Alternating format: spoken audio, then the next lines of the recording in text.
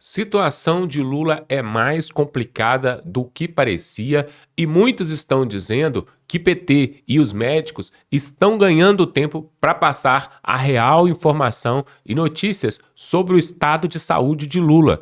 Veja agora quem vai trazer o jornalista Alexandre Garcia o que realmente está acontecendo com Lula e será que ele volta ali para o Palácio da Esplanada já nesse próximo final de semana ou ele vai para a terra do pé junto, porque é o que muitos estão dizendo. Inclusive tem até uma história aí correndo de que já teria um sósia, né, um clone, para poder ocupar a cadeira de Lula.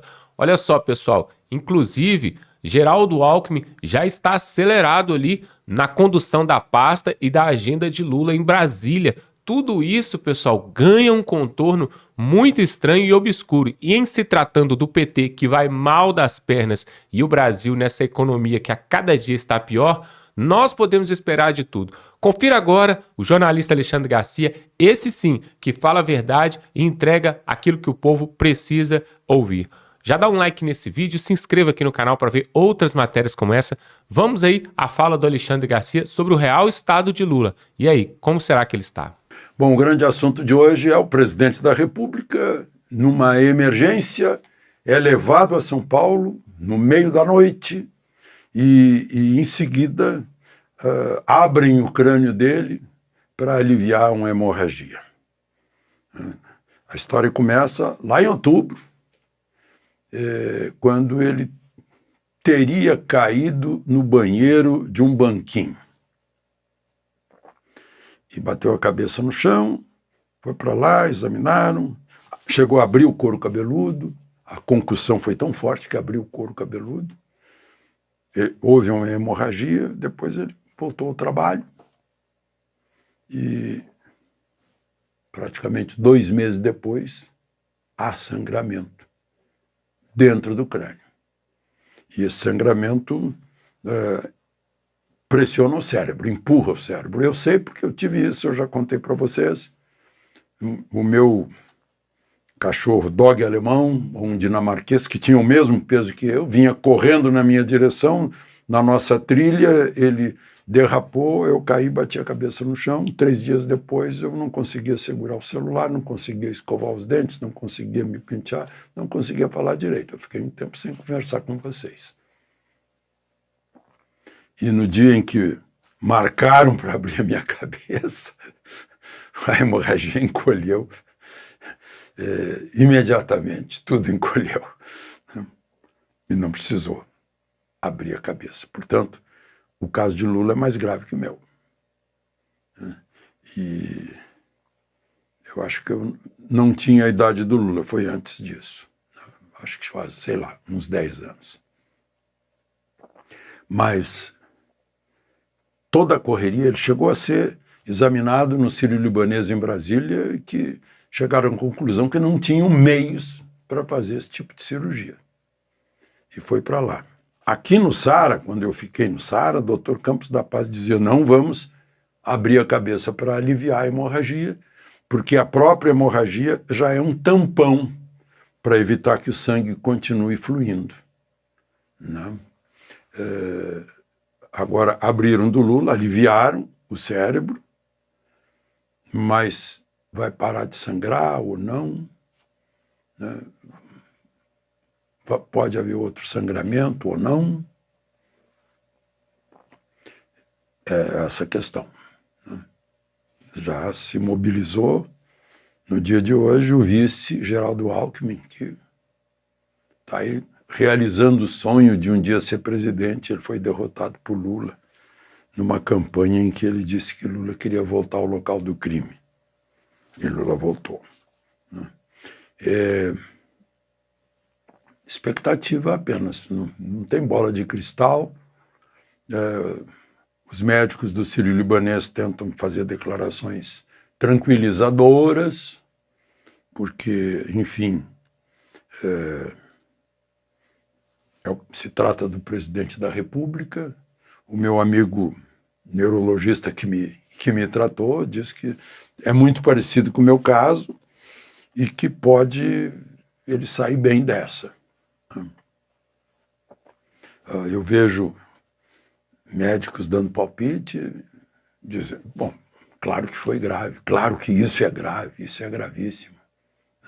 Porque na medida em que pressiona o cérebro, no meu caso estava pressionando o comando das mãos, dos músculos faciais, né?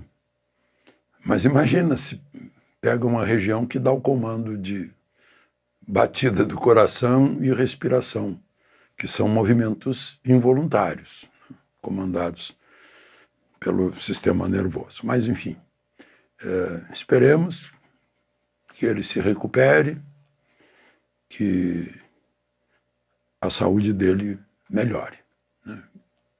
Ficar atentos.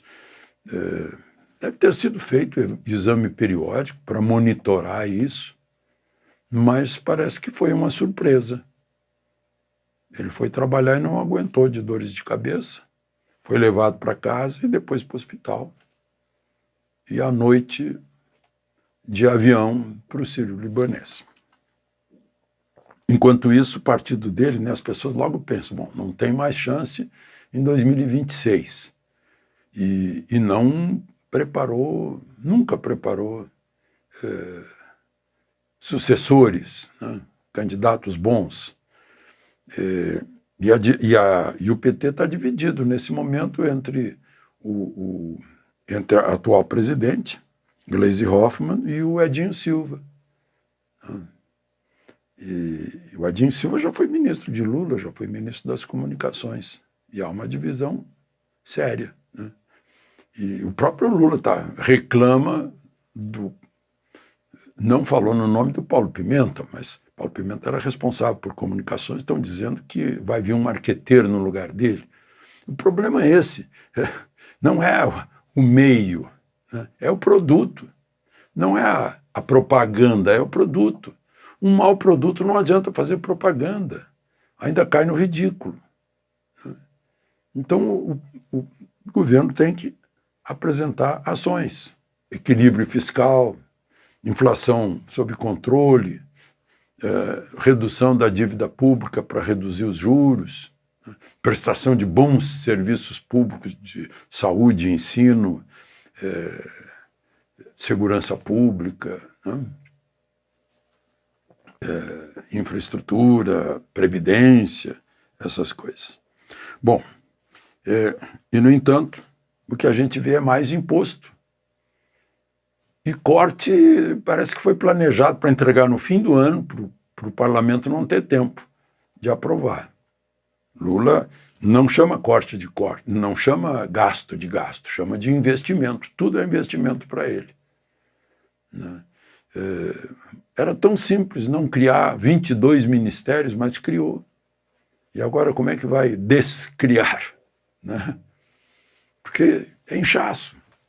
É inchaço. Tem gente aí que fala em quase metade da folha de pagamento, e de gente que não foi concursada, está lá por encargo de comissão,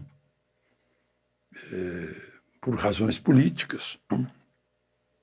Mais imposto sobre armas que defendem vidas e patrimônios. A arma, o cidadão de bem tem arma como fator de dissuasão para que o atacante, o assaltante, o ladrão, o homicida desista, né? Vai procurar quem não tem arma. Se ele souber que vai haver resistência armada, ele não vai se meter com a pessoa. E assim para as empresas, assim para os países, né? É esse o poder da arma, dissuadir qualquer tipo de ataque. Vão cobrar mais imposto sobre arma. E imposto sobre aluguel e venda de imóveis para quem tem mais de 3 imóveis e uma determinada renda anual. Aí eu fico pensando, e os gastos? O que vão fazer com os gastos? Os colonos americanos lá em Boston jogaram, eu comentei isso no Oeste Sem Filtro ontem, né? Os colonos americanos jogaram um chá no mar porque queriam representação no parlamento. Sem representação, não há tributação, né? Sem cortes, não deveria haver tributação. Mais tributação, e não há mais cortes, né?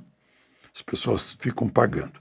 E, por causa disso, os governadores se reuniram hoje em Brasília, estão preocupados com a federação, porque eles perdem a autonomia. O governo da União está tomando conta como se fosse um país unitário. Tiram a autonomia dos governadores. Não vê essa história do o Supremo decidindo de modo redundante aquilo que Tarcísio já havia decidido quanto às câmeras, né, pessoais da PM.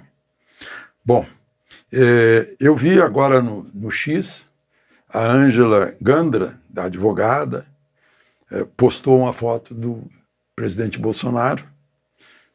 O presidente Bolsonaro foi visitar o jurista Ives Gandra, que é o nome mais importante do mundo jurídico do país, almoçou com ele, mas chegou lá na residência de Ives Gandra antes de Ives Gandra voltar de um compromisso. Aí o zelador contou, o presidente veio aqui, o chefe não tinha chegado ainda, o doutor Gandra não tinha chegado ainda, ele perguntou onde é que tinha o boteco mais próximo, foi para o boteco conversar com as pessoas, lá pertinho da Avenida da Alameda Santos. Pois é, tem essas coisas de Bolsonaro. E eu queria registrar 2 mortes em Araxá. Araxá deu 8 soldados para defender a democracia na Itália, na Força Expedicionária Brasileira. 7 morreram e agora morreu o último. O prefeito decretou 3 dias de luto, né? Ontem, hoje e amanhã, dia 11. Ele é segundo-tenente, não foi, acabou como segundo-tenente. Francisco Matias de Oliveira morreu com 103 anos lá em Araxá.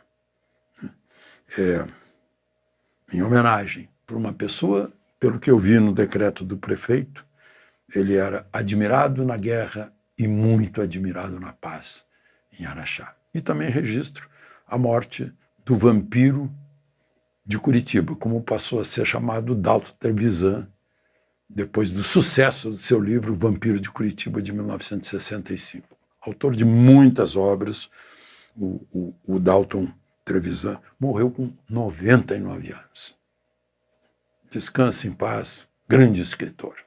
Pois é, você viu aí então o depoimento, a declaração do Alexandre Garcia, e muito pior talvez do que a situação de Lula está a situação do PT, do Partido dos Trabalhadores e seus aliados ali em Brasília, pois uma bomba está para explodir a qualquer momento e já começou a estourar nos seus amigos ali, os arredores, por exemplo, com o governador Ronaldo Caiado, que acabou de ter a sua inegibilidade aprovada ali em Brasília. Isso mesmo, Ronaldo Caiado está afastado ali das atividades políticas, pelo menos não poderá se reeleger ou concorrer a algum outro cargo futuramente.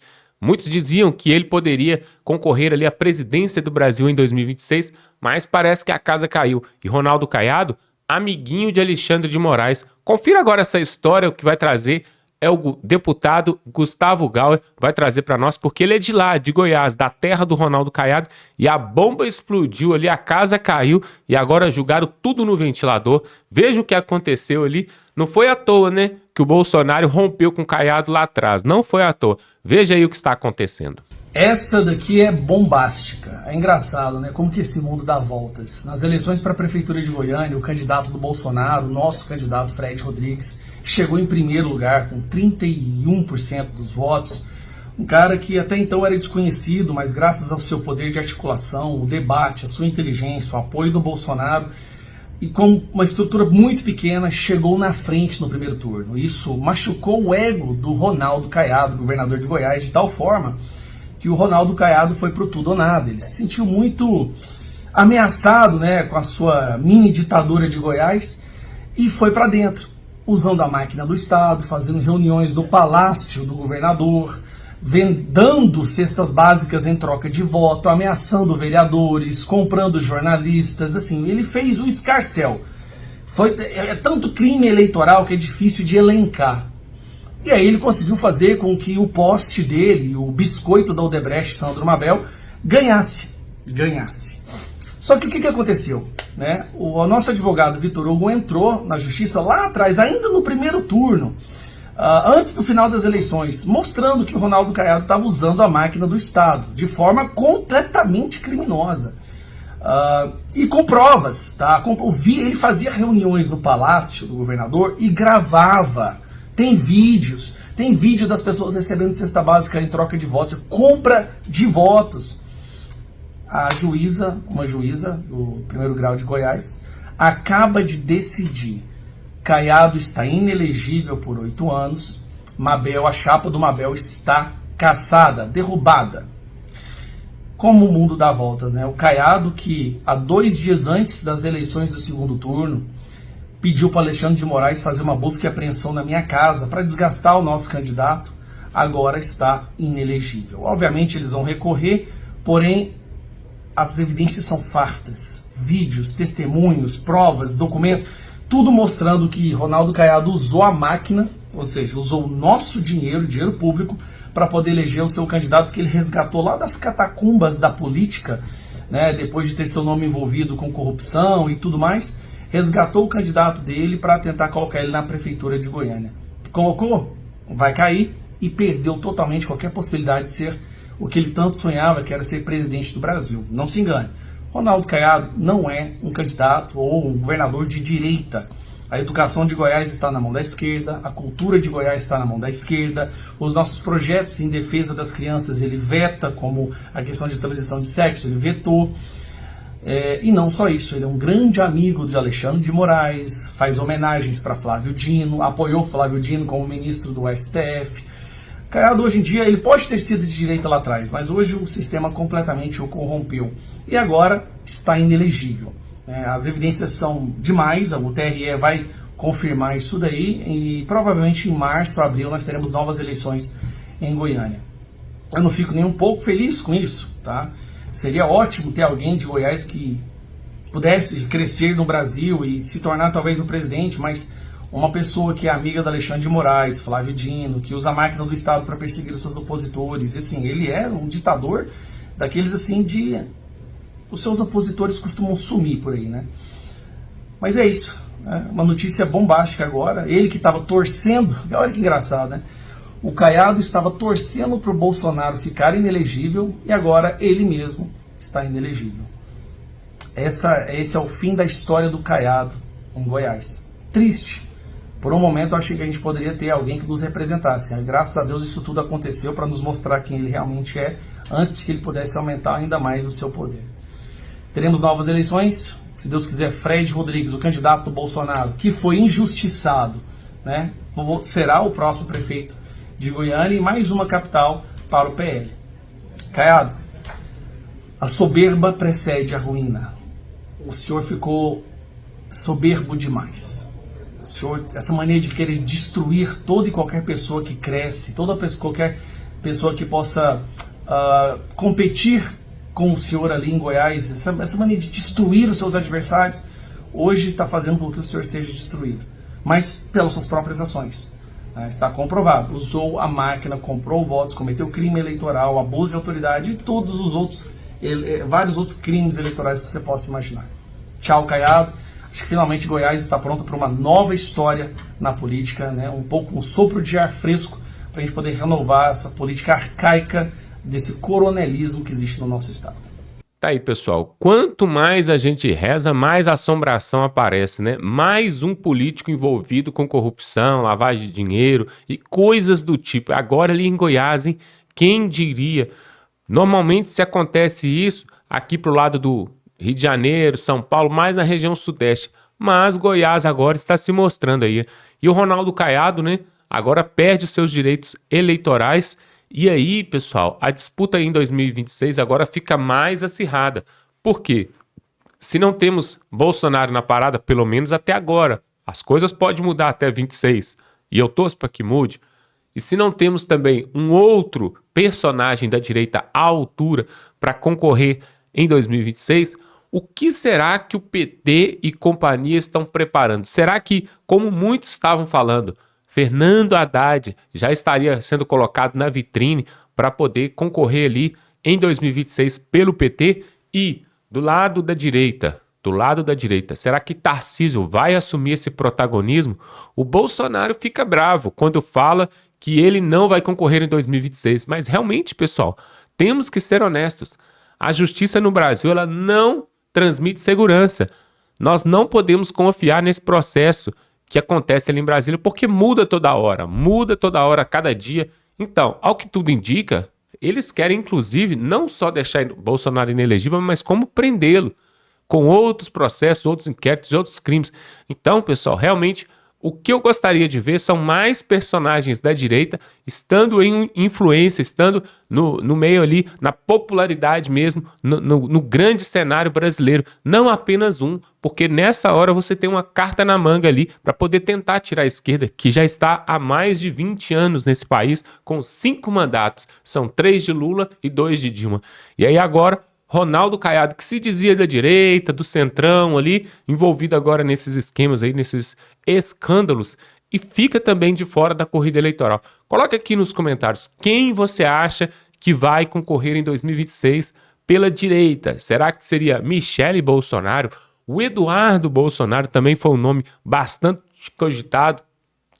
Ou seria Tarcísio de Freitas? Ele vai abandonar ali, né, o estado de São Paulo e vai perseguir agora a presidência da República? O que você acha? Coloca aqui nos comentários, porque do lado de lá parece que eles já estão fazendo até a transição de governo de Lula para Alckmin, talvez pagando uma promessa, um combinado que eles fizeram lá atrás de dar para Alckmin esse presente, né, de se tornar presidente do Brasil, né? Com tudo que nós temos visto ali, com esse vai e vem de Lula nos hospitais e pelo estado dele de saúde, inclusive em 2026 ele vai estar com 81 anos, né? Realmente com a idade bastante avançada e, né, já passou da hora da esquerda colocar um substituto ali no lugar dele, né? Porque já não aguenta mais nada, é por isso que o país está desse jeito, né? Olha só, nós vamos ficando por aqui. Se inscreva aqui no canal, eu te convido para se inscrever aqui no canal, para dar um like. Nós estamos aqui mesmo gripados aqui, né, nessa tosse, nessa gripe. Estamos aqui prestigiando você, então que você nos retribua. Dá um like e se inscreva aqui no canal, para que nós possamos continuar trazendo esse tipo de matéria e notícias aqui da direita, do conservadorismo e com princípios patrióticos, tá bom? Vamos ficando por aqui e até a próxima.